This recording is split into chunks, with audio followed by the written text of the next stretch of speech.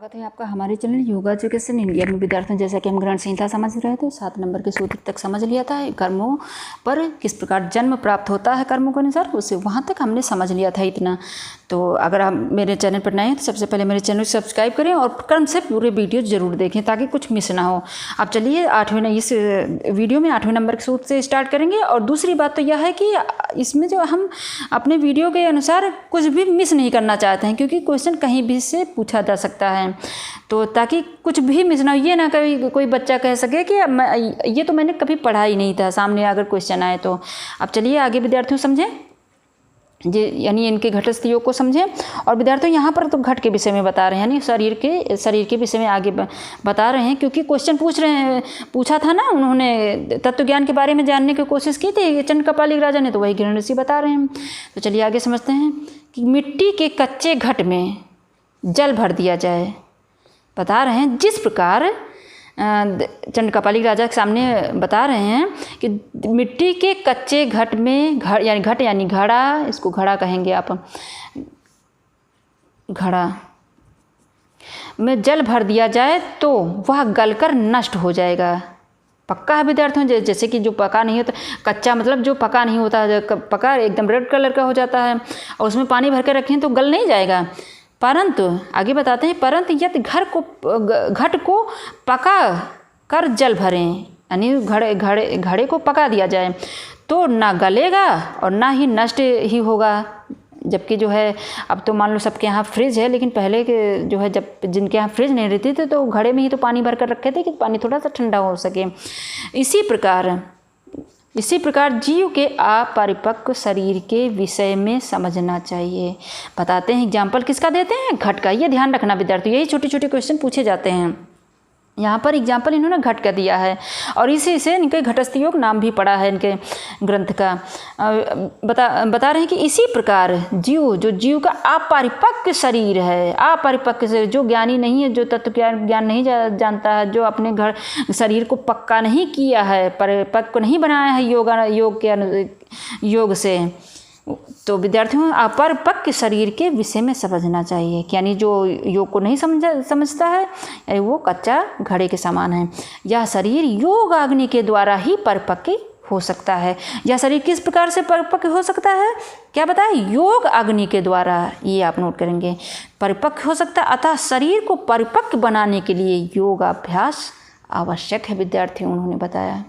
विद्यार्थी थोड़ा सा इसका भाव समझ लें कि जिस पानी में स्थित कच्चा घड़ा प्रतिक्षण जीर्ण होता रहता है, उसी प्रकार शरीर भी प्रतिक्षण जीर्ण होता रहता है, यानी खराब होता रहता है। उसे अर्थात शरीर को योग रूपी अग्नि में पकाकर उसकी शुद्धि करें। विद्यार्थियों यहाँ पर अब आगे जो है 9 नंबर के सूत्र में इन्होंने सप्त साधन बताया है। यानी कौन सा साधन है, 7 साधन ही इन्होंने बताया है ना। साधक योग साधना द्वारा इन 7 योग्यताओं को सिद्ध करता है। साधक जो होता है, जो अपने शरीर को परिपक्व करना चाहता है योगाभ्यास से, तो वह 7 साधनों द्वारा वो भी योग साधना है, सप्त साधन योग साधना द्वारा इन 7 योग्यताओं को सिद्ध करता है। ठीक, और तो चलिए आप नोट करें, शरीर की शुद्धि, शरीर में दृढ़ता, स्थिरता, धृति, लघुता यानी भारीपन का अभाव, लघुता माने भारीपन का अभाव, आत्मा का प्रत्यक्ष करना, दूरदृष्टि, इसको एक टेलीपैथी भी आप इसको समझ सकते हैं, दूरश्रुति और दूरदृष्टि को। और आसक्ति का अभाव, यानी किसी प्रकार की उसमें आसक्ति नहीं हो।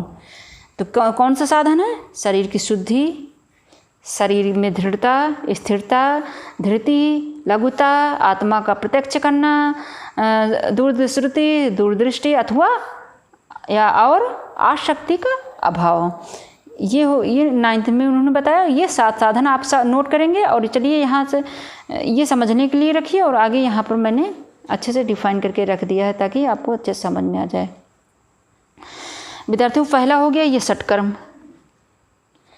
षटकर्म होता है विद्यार्थियों, शरीर शुद्धि होती है इससे षटकर्मों से, इससे षटकर्मों से शरीर शुद्धि होती है, यानी विकार रहित निर्मल और स्वच्छ शरीर बनता है।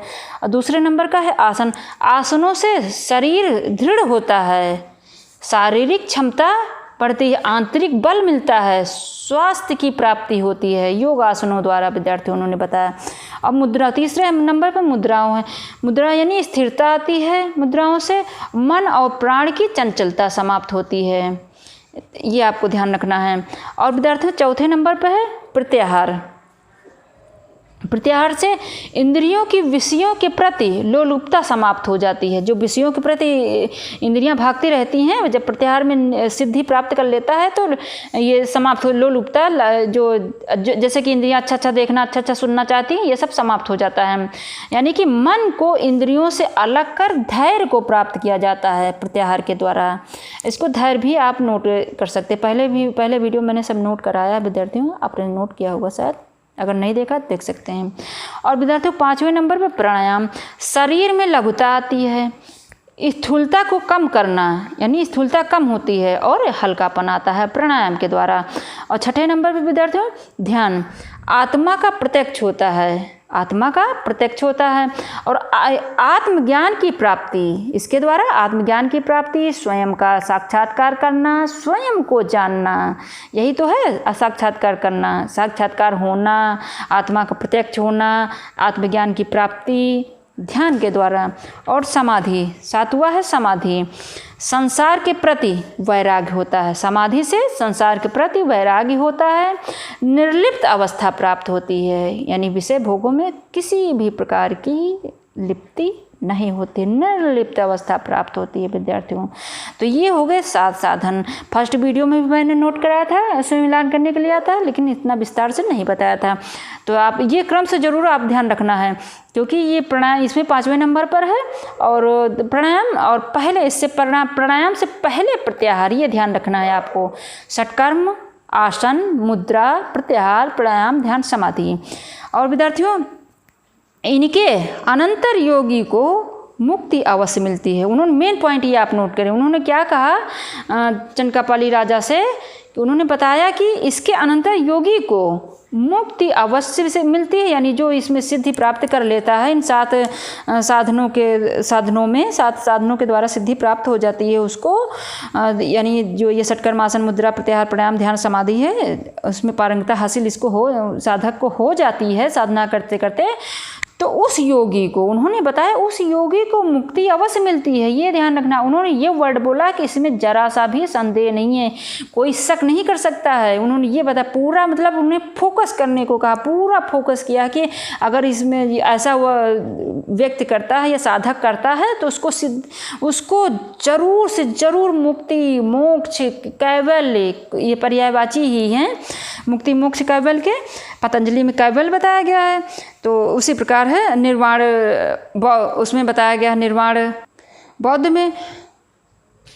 और लेकिन कुछ भी हो, कुल मिला के मुक्ति ही है, तो इसमें जरा सा भी संदेह नहीं। उन्होंने बताया कि जरा सा भी कोई संदेह नहीं कर सकता है कि अगर हम इसमें से जो है पारंगता हासिल कर लें, इसमें सिद्धि प्राप्त कर लें, इसमें निपुण हो जाएं, साधना करते करते इतने समाधि तक पहुंच जाएं, तो पता नहीं प्राप्त हो हमें मुक्ति की ना प्राप्त हो। तो उन्होंने कहा, फोकस किया है, इस जोर दिया है कि इसमें कोई संदेह नहीं, मुक्ति अवश्य ही प्राप्त होगी। तो आशा करते हैं विद्यार्थियों आपको अच्छे से समझ में आ गया हो। जहाँ कहीं ना समझ में आया हो कमेंट बॉक्स में शेयर करें, मैं आपको दोबारा से समझा दूंगी। और खुद देखिए, दूसरे बच्चों को भी शेयर करिए। और अगर नए हैं हमारे चैनल, तो सबसे पहले मेरे चैनल को सब्सक्राइब करिए और पिछले वीडियो क्रम से ज़रूर देखते आइए, क्योंकि तभी आपको बहुत अच्छे से समझ में आएगा। और इसके बाद मैं षटकर्म, जो पहला ये षटकर्म बताया है, षटकर्म में आपको समझाऊँगी। इसके पिछले जो आने वाला वीडियो है उसमें मैं बताऊँगी, षटकर्म से स्टार्ट करूँगी। तो धन्यवाद विद्यार्थियों।